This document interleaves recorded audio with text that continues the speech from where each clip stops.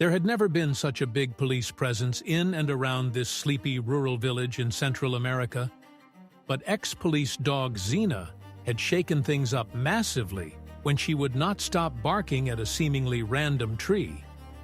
Only when her owner managed to break it open did he realize what Xena had detected inside it. He immediately called the police, and they came with every available officer. The first officer that arrived could not believe what he was witnessing. How could it have come to this? Hidden in a tree nonetheless. Deep down, he and everybody else at the force had known that something was going to happen. They just never expected it to be this. Within half an hour, there were at least 20 officers on the scene, ready to start asking questions to everybody who lived in the area.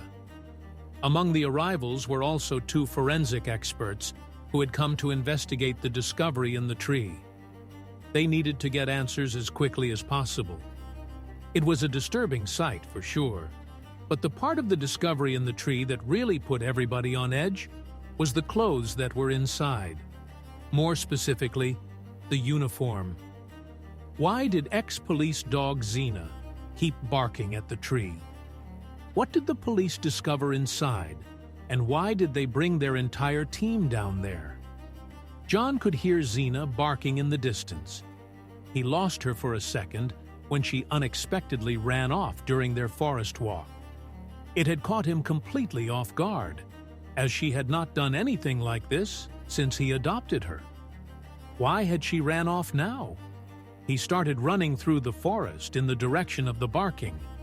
Suddenly, he started to get a bit afraid. Xena was an ex-police dog. What if she had found something she was trained to find? There was a good chance this was not going to be pretty. He eventually found Xena just outside the forest. John was holding his breath, but quickly calmed down when he saw what Xena was doing. But this calm demeanor would quickly fade away when John started to discover more about what was truly happening here. Xena was standing deadly still, staring straight at a strange-looking tree that stood just outside the forest. She just kept barking at it, and, for a second, John was just stunned. Could she have been chasing an animal that had run up the tree or something? Maybe. But that would be so out of character for her. Xena was an ex-police dog. She, of all dogs, was able to keep herself from getting so distracted or fixated on some random animals. There had to be something else going on. John had never seen her so full of energy and spirit. But what was it? After inspecting the tree, John could not find anything wrong with it. All that stood out to him was that the tree seemed to be dead, as nothing was growing on it anymore. But this did not directly raise any concerns for him. In hindsight, maybe it should have. Part of him wanted to just grab Xena's line again and drag her home. But he had to admit to himself that his curiosity had been piqued. The tree was old and had barely any leaves left, so he could see there was nothing up there that Xena was reacting to. There had to be something inside it. He inspected the tree and found that the bark seemed relatively thin, and when he knocked on it, it sounded hollow. Could Xena actually be right about this? Was there really something inside? John knew that he could not get into the tree with his bare hands, but then he spotted a small house in the distance. John tied Xena to a tree nearby and quickly made his way to the house. He was able to borrow an axe from the owner. The owner was very kind and did not even need to know what John needed it for. When John returned, Xena was still there, barking at the tree. This dog had no quit in her. And so, John started hacking in on the tree. After a few big swings, he already felt like he was breaking through the layer of bark, and with a few well-placed hits, he actually managed to get through it. But to his great surprise, he felt his axe land in something soft inside the tree. Unsure and somewhat nervous about what he had just hit, John proceeded with a lot more caution. He placed the axe in the hole he just made and started ripping it open to make it bigger. Until, with one of the pulls, a very large piece of the bark gave way, revealing what was hidden inside the tree. Xena started barking even louder now, and John dropped the axe out of pure shock. He could not believe it. Was this what he had been hacking into? He needed to get the police there as soon as possible. This needed to be investigated with the highest priority. At first, the officer that got the call didn't believe John when he told him what he had found. An ex-police dog? A strange tree? And then that discovery? It all just sounded ridiculous. But he knew that he needed to check it out, on the off chance that John was telling the truth. He went to see John alone, but within a minute after he arrived, he had already called all available units in the area to come right away. Everything that John had told him was true. Laying at the foot of the broken tree was a motionless figure wearing a police outfit. The officer did not want to come any closer than he had to, as this was not something he was qualified to handle. He made sure John and Xena moved back, and he started setting up a perimeter, as more people in the area had gotten wind of what was going on. Everything was out in the open, so everybody was able to see it. And his own, the officer, was not able to stop people from taking pictures. Only when the backup started arriving were they able to lead people away from the area, at least until they were ready to start asking them some questions. But first, the forensics had to get to work. Nobody had been close to the figure ever since John had made it fall out of the tree, so nobody knew what they were dealing with. Every officer and bystander stood there with bated breath, waiting to hear some conclusions. Maybe Xena could help. Xena's owner, John, was very much ready to go home after this crazy experience. He had answered all the questions that the officers had for him and wanted to leave. But Xena was not ready to leave at all. She was not barking anymore, but she still had not taken her eyes off the find. And this, of course, made sense. She used to be a police dog, and whenever she made a find like this before, she always had a lot more to do afterward. She probably still had a bit of the scent and wanted to look for a trail. John knew that he would never be able to convince Xena to leave this place now, so he talked to the police about maybe letting her come out of retirement to help. Officer Jerry, who had arrived first on the scene, actually still remembered Xena and knew her former partner very well, so he seemed open to the idea. He decided to give it a shot. He hoped that Xena could maybe find a trail leading away from the tree, since she was the one who had found it. Maybe she could discover something they had missed. However, Jerry knew she would only listen to her former partner. So, he quickly got on the phone. Xena's former partner was an officer named Oliver, who had also retired by then, and luckily he was more than happy to come over and assist when he heard what was going on. The strange story of how Xena had found something that significant in the tree easily pushed his curiosity over the edge. Oliver immediately got on the road and arrived about 1 hour later. The reunion between Oliver and Xena was heartwarming. John had not seen Xena so happy since the day that he adopted her. It was obvious that she had missed her partner very much, but that was for later concerns, as there was important work to do now. While they had been waiting for Oliver to arrive, Jerry had already spoken to his colleagues, and they were all fine with giving Xena a chance. They did not bring any other police dogs, so who knows what valuable insights she could provide. So, Oliver led her back to the tree, where she was able to get a good scent. After a while, Xena started sniffing around the tree and then quickly made her way away from it, with everybody in attendance watching in anticipation. Xena had found a scent, and she was following the trail. But it didn't last long and led to a disappointing end. Xena's search had ended at a muddy spot where some tire marks were still visible in the mud. Other officers had already taken note of this and determined that the marks led to the nearby road. Whoever was responsible for this had most likely escaped that way. It was a dead end, but luckily, the forensic experts did make some progress in the meantime. While Zena was doing her thing, the forensic team swabbed the evidence that had fallen out of the tree and ran some tests on it. They looked for particles they could use to track down whoever did this. But when the test results came back, they were shocked. There was way more to this story than they had first anticipated. The forensic expert eventually managed to come up with some conclusions. One of them was very comforting, and the other one very worrying. The first was that they were not dealing with a dead body, but some kind of doll. It seemed to have been handmade, but that wasn't everything. The police uniform that the doll was wearing was an actual uniform of the local police, and the forensic experts even managed to determine who it had belonged to.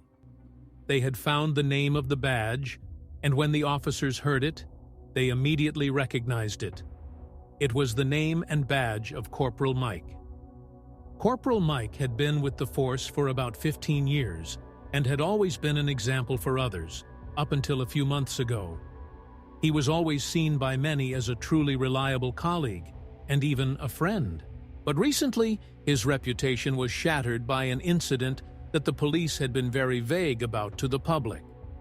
From one day to the next, Mike had suddenly left the force. And to make it even stranger, he was also completely scrubbed out of the publicly available registers. The police had insisted that he left on his own accord, but most officers knew that this wasn't true. The truth was that Mike had been caught in the act while he was taking pictures of confidential documents that the police station had in holding. He was not only fired on the spot because of it, but the state also wanted to take him to court for this. But it never came that far. The very next day, Mike had seemingly disappeared from the face of the earth. Because the police had not wanted any of this information to come out, they only did some small, low-key search efforts, but they found nothing that could tell them more about where Mike had gone. After about a month, they had to give up their efforts and shift their focus to other cases. They were still not sure what exactly Mike had learned from these documents, but they were highly confidential for a reason. There were some people at the top who still feared that this information would get out into the public. A lot of the officers had forgotten about Mike and the whole situation, but finding his uniform like this had really shaken them awake in a way. All the previously unanswered questions started back coming to their mind again, along with a lot of new ones. Jerry, who had arrived at the scene first, felt like he had really let Mike down. He got a pit in his stomach thinking about what could have possibly happened to him and swore that he was going to find out. He owed it to his old colleague. He called his chief of police to ask if he could lead this investigation, but to his surprise, he got a harsh no in return. Apparently, the chief wanted this case to be handled by a department from another city to avoid a conflict of interest. Jerry found this bizarre, as he and his colleagues knew much more about Mike and the case as a whole already. Why were they not allowed to use this knowledge? But he also knew his chief well enough to know that he was not going to be able to change his mind. However, that didn't stop Jerry. He was determined to find out what happened to Mike, whether his chief knew he was investigating it or not. He called in a couple favors from the other officers and the forensics on the scene so that they would also relay all the information they found directly to him. Over the next couple of days, Jerry collected all the relevant information they had found about the lifelike doll and Mike's police clothes. On the items, they had found mostly Mike's DNA and fingerprints, but also those of somebody else. Sadly, this person was not in their system. Yet, so, he decided to go over the interviews. Jerry wasn't there when the interviews took place, so he might have missed something because of that. Luckily, They always made reports after every interview, so Jerry could easily read what everyone talked about. And there was one person who stood out. Most of the people in the area that were interviewed after the discovery had no relevant information, except, of course, for John and one other man. The other man was the owner of the house where John had gone to get the axe that he used to cut open the tree. He was the only person in the area that actually had a view of the tree from his house. And while he had not seen anybody tamper with the tree, he did notice something odd one day. Early in the morning, he had heard a car speed past his house. The car came from the direction of the tree. The man had found this strange as the road ended right before it, and there was nothing in that direction. It was just mud and sand. Why did that car need to be there that early in the morning? This could be a breakthrough, Jerry thought. If the man could remember the number plate, they could track down the car and its owner. Jerry did his best to hide his excitement and asked the man if he remembered anything else important. Sadly, his response was disappointing. The man had not been able to see the number plate, but he did recognize what kind of car it was, and he also remembered the color. It was a red Dodge SUV Hellcat. Not an easy car to forget. Not for the man, and not for Jerry, as he himself also remembered this car very well. This was the exact car Mike had always come to work with. It was his pride and joy, and he was always bragging about it at the office. So, did Mike himself set all of this up, or was somebody else involved here? And what could either of their motives even be? For a while, the police felt like they had hit a wall in the investigation. Jerry put out a search warrant for Mike's car in the hopes that this could get them somewhere, but they did not have high hopes. However, a big surprise was waiting for them. Just a week after the search warrant was put out, Jerry got a call from a befriended officer one town over. He had worked at the station at the same time as Mike and recognized, by the stickers on the car, that it was actually Mike's. He had spotted it going into a garage. Immediately, Jerry was on his way. He didn't tell anybody at the station, as they still did not know that he was doing his own investigation. He was sure that they would not approve, so he kept it a secret. A couple of hours later, he arrived at the house that the other officer had told him about, and he was surprised by what he saw. This did not look like the house of an officer that had been fired and out of a job for a while. It was huge, and it looked extremely expensive as well. Jerry took a deep breath and rang the doorbell. After a few moments, the door was swung open, and Jerry recognized the man immediately. It was Mike, and he was looking great. To Jerry's surprise, Mike seemed almost ecstatic to see him. He thought that was weird because they had barely even known each other at the time of the force. Mike loudly exclaimed, "Finally, somebody found me. What took you so long?" Jerry walked into the house with Mike, confused, and then Mike started explaining everything to him. The whole police doll in the tree had been a stunt he pulled to somehow get the attention of somebody in the force. He wanted to find somebody who cared about what happened to him to find him. He knew the chiefs would not come looking for him, so his hope was set on a brave solo officer. And Jerry turned out to be exactly that person. And the reason Mike wanted somebody to find him was that he wanted to share the real reason why he had been fired from the force. While doing some document ordering, Mike had found some hidden documents with incriminating evidence against a local millionaire. But when the chief caught him taking pictures of it, he was fired on the spot. The chief was in on it, and he worked hard to keep everything in that document a secret. Jerry could hardly believe what Mike was telling him. He knew the chief could act a bit suspicious from time to time, but he never imagined he would withhold important or even incriminating evidence from his superiors. But that wasn't all. What Mike told Jerry next was even more shocking. On the day when Mike found out that the chief was being paid off by the millionaire, he, too, was made an offer to have his silence bought. And Mike accepted the offer. So, he intended to keep the millionaire's secret, but he still wanted to do something about the corrupt police chief. This is where Jerry came in. Mike wanted him to lobby with the other officers to get them all on the same page and get the chief fired, just like Mike was. Jerry found this all a bizarre story, but he never liked the chief anyway. So, he was easily convinced to join the plan of getting him fired. Jerry went home that night feeling confused and strange. This whole situation was bizarre, to say the least.